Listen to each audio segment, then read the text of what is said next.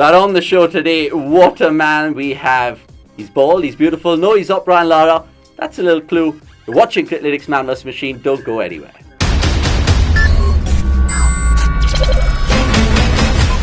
Yes, ladies and gentlemen, we're back with a brand new Criclytics Man vs Machine, and we've got a stunning guest today. He's a Surrey legend, he's a father of four, but more importantly, he can do this.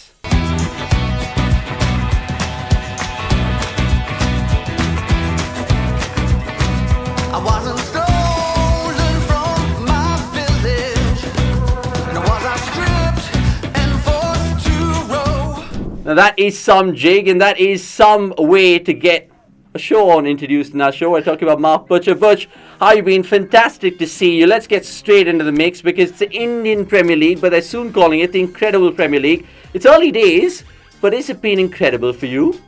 Yeah, I mean, listen, I've been a fan for years and years of the IPL since it started. Enjoyed my time over there as a sort of correspondent from the UK back in 15, 16, 17. And so it's something not to be missed, get off to a great start. RCB, perennial losers of the IPL, turning over the champions in the first game. You had Sanju Samson's incredible run chase, all in vain, of course, against Punjab. Listen, the thing throws up incredible matches because it has the best players in the world. It's as simple as that. I just asked Brian Lara because he couldn't predict a few things, but he eventually prevailed over the machine. Only time will tell if you can as well, Butch, but we'll get on to that. Let's, of course, talk about the teams which matter, of course, today. Delhi versus Punjab. Delhi, of course, losing Shreyas Iyer, Rishabh Pant taking the reins. So what have you made of them so far? Yeah, I mean, listen, I think the key for Delhi is going to be that, the likes of the Rishabh Pant and Sikhar Dhawan, Prithvi Shaw, the sort of the Indian core of that team makes good. If they do so, then I think they're in a terrific shape. And I love the fact that Rishabh Pant has gone from complete and utter maverick, this nutcase behind the stumps, to being somebody that everyone in India can look up to. Not only does he still have that sort of spirit, but he's unbelievably talented. And it's great. It's great to see him be given the responsibility. And so far, that responsibility hasn't harmed him too much. Yeah, on the contrary, you take a look at KL Rahul, and he's taken like a duck to water with the Punjab Kings. Of course, no silverwares yet. But if they had to contend this year, Mark, what would make them contenders? Well, I mean, I think it's going to be a struggle for them, in all honesty. But again, I look at there are 5 players that I think have to perform, and then you can augment that with performances from what is perhaps not the most star-studded overseas lineup. I think Huda, Agarwal, Rahul himself, Shami, and Arshdeep. Those 5 guys put in consistent performances for them, and then it will make life a lot easier for the selectors to kind of settle upon who they think their most impactful overseas players are. And you've seen that in the 2 games. The one that they've won, those names that I've just mentioned were high up on the list in terms of performances. And the game recently, where they've just got turned over for less than 110. None of those batsmen came to the party, and the bowlers had nothing to bowl at. So it's going to be very, very important that their core Indian players, their star Indian players, perform for them on a regular basis. Yeah, it's absolutely the key for any winning side in the IPL. The Indian core is what they reiterate, the pundits and commentators out there, and Butch, you'd know best. I'm going to put you on the spot here right now because we have Brian Charles Lara, of course, dishing out predictions for fun. His playoff predictions will tell you who he thinks the competition winner is as well, and then you can probably shed your thoughts on who's going to be your winner and your top 4. Brian's was, of course, Mumbai, RCB, SRH and Rajasthan Royals, and he went for the Orange Army, the Sunrisers Hyderabad to do non-core of 2016. Do you agree with the Prince of Trinidad? Well, listen, far be it from me to disagree with Brian Charles Lara, but I'm going to. I think KKR are looking very, very strong indeed. And you might sort of look at them and think, well, perhaps it's more a bunch of individuals than it is a cohesive unit. But any team that's captained by Owen Morgan will be shrewder than that. And they seem to have all bases covered. And if Dre Russ stays fit right the way through, then they're going to be immense. Mumbai, of course, will qualify. RCB, I think, are a really good bet. I mean, who would have bet them winning 2 out of 2? And it looks to me as though they've got their bowling woes kind of sorted out with Harshal Patel. And Carl Jameson looks to be a brilliant signing. And then I think Delhi as well. I think Delhi have got enough to get them through to the playoffs. So that's KKR, Mumbai Indians, RCB, Delhi Capitals. Out of that lot, you'd probably say, well, Mumbai have got a great chance of winning it again. But I'm romantic, always have been, always will be. So I'm going to say finally, Virat, AB de Villiers, and a brand new bowling attack that looks to be able to hold its nerve when it's needed the most. And plus the fact that they're not playing at home. They're not going to be playing at the Chinnaswamy where they get smashed all over the place for fun. So I'm going to say that the RCB finally are going to win an IPL. Now, it doesn't take a machine to beat that prediction, but as I said, I've gone with my heart, not with my head. But I tell you what, fans in Bangalore, including me, are just amazed by your predictions. We absolutely back you in this, and I'll tell you what, your social media followers as well might have got a little higher after this show, considering you've gone for Virat Kohli and his member. We like it. Interesting picks nonetheless. Let's get into the mixer with the Criclytics Man versus Machine, Mark, and this is the time where we put you the test. We'll start with the batsmen first in terms of the plethora of batsmen out there with Delhi and Punjab. You have the likes of course, Nitish, beg your pardon, Gale and Dhawan, and not to forget Prithvi Shaw, someone that you mentioned. Who are you going to go for? I'm going to go for Shaw as the highest run scorer of the match. I just think he's had that little bit of a spat with Ricky Ponting, the coach, and they've sort of talked about his preparation. By the sounds of things, he's sort of gone away and tried to, he's lost his place in the Indian team. He's kind of being questioned as to whether or not it's all a lot of hype. And I think he's very, very hungry to go out there and prove a lot of people wrong and prove himself to be the player that we know he is. So I'm going to go for him. Let me just throw you a fun fact out there, Mark, and the viewers. This is Criclytics, of course, throwing out its data, and this is one to really ponder about. The 6 times that Dhawan and Shaw have got off to 50-plus partnerships, Delhi have gone on to win all of them. But it's 6 out of 31 times that they've opened for Delhi. Now, that is something to really think about. And that will move on to the bowlers, having just put that out there. Jai Richardson is what Criclytics suggests that is going to reap the most rewards in terms of the most wickets. Do you agree with the machine in this case, or are you going to go completely someone rogue? I think Jai Richardson has had has a mixed tournament so far. I know it's only 2 games, but he got smashed in that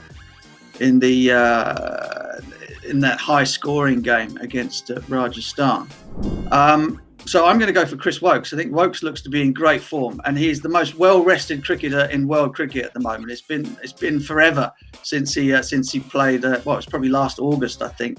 He travelled around with England the whole time without getting any sort of a game. In the 2 matches for Delhi so far, he's performed quite superbly. So I'm going to back an Englishman. Yeah, counted Englishman to go against the Aussie and back one of his own compatriots. There was never going to be a doubt in that, Mark. Let's move on to, of course, the all-rounder. And I'm afraid to say it's another enemy in terms of the Aussie territory. Marcus Stoinis is what Criclytics thinks. Do you think that he'll get enough game time, let alone be the best all-rounder?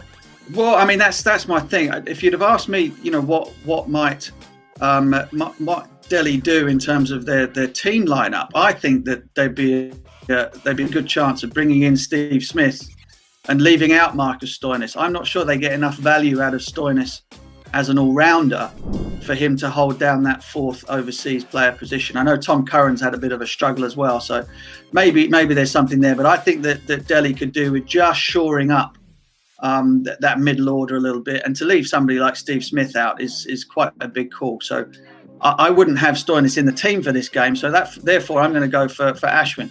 I'm loving the fact that Ashwin's getting a chance to play T20 cricket again. And the only thing against him, I suppose, is Wankhede Stadium, I guess. But but as an all-rounder, he's the only genuine one playing in the match, really. So I'm going to go for him. All Delhi players so far. Okay, let's see if that pans out rightly with terms of Ravichandran Ashwin. Let's move on to the wicket-keepers, and I can tell you there's 3 to choose from, which is KL Rahul, Nicholas Pooran, even though he might not really don the gloves, and Rishabh Pant, of course, 2 flamboyant left-handers. Are you going to be part of the left-handers union, considering you're one? Yes. Yes. So who are you going for? Is it Pant or Pooran? Pant. Yeah, I'm back in the skipper.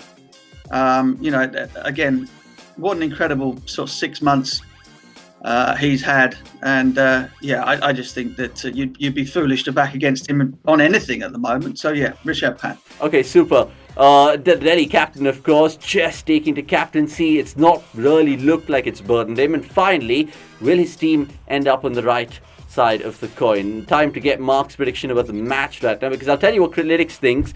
It believes 59%, according to the win predictor, that Delhi Capitals will win this one.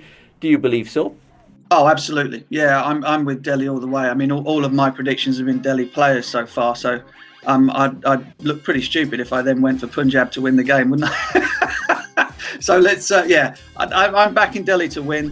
Good little comeback for them after losing to Rajasthan on Thursday. And Punjab, well, they'll be a little bit concerned, I think, about the batting. That game against Chennai Super Kings rather showed up the problem that they have if those Indian players don't come up for them, and then they because they're really worried about the idea of which overseas players are going to work for us. Chris Gayle will play. I don't think there's any issue with that.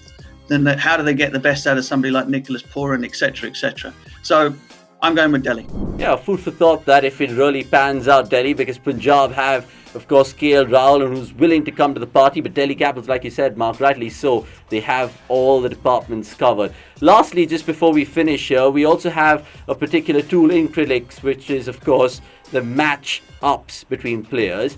Any matchups come to mind in terms of this one? One which sticks out is, of course, Ravichandran Ashwin against Chris Gayle. Do you think that is going to be something to look forward to?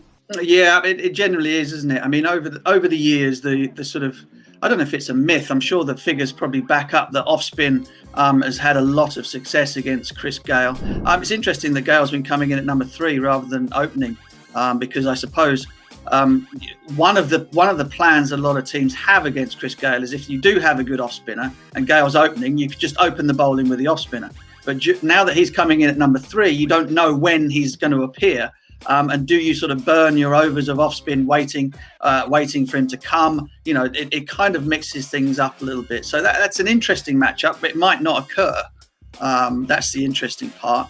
And the other one, I suppose, will be Jai Richardson, who I think, again, if Punjab Kings are going to do well, they desperately need Jai Richardson to show the sort of form that he has done in big bashes over the years. And so him against Shaw and Dhawan with a new ball, as you said, those 50-run partnerships, they make them, they go on and win. Richardson gets amongst them with wickets early, and that could change things around for Punjab. Yeah, they spent 13.75 crores for him, Mark. That's an exorbitant amount of money, so they have to get their money right. In terms of letting you go, fantasy picks quickly, captains and vice captains, according to the machine, it picks actually Chris Woakes and Ravichandran Ashwin. I think you'll probably side with the machine in this one. Yeah, I think so. Yeah, there are a couple of terrific players. I mean, Ashwin has proved himself to be one of the best all-round cricketers in the world, albeit in the Test match arena. But I still think, you know, in terms of brains, in terms of understanding what is going on in the game and understanding his role in that, then he's huge. And Chris Woakes is just one of the most underrated players in the world, as well as being one of the nicest blokes. I mean, you're a really nice bloke to do this little thing with us in terms of Criclytics Man versus Machine. And of course, we'll wait and watch who wins in this contest. The first contest between Mark, the man, versus, of course, yep, you guessed it, Criclytics Machine. That's all we have time for. We've gone overboard. But thanks for watching, ladies and gentlemen. More to come, of course, with this man.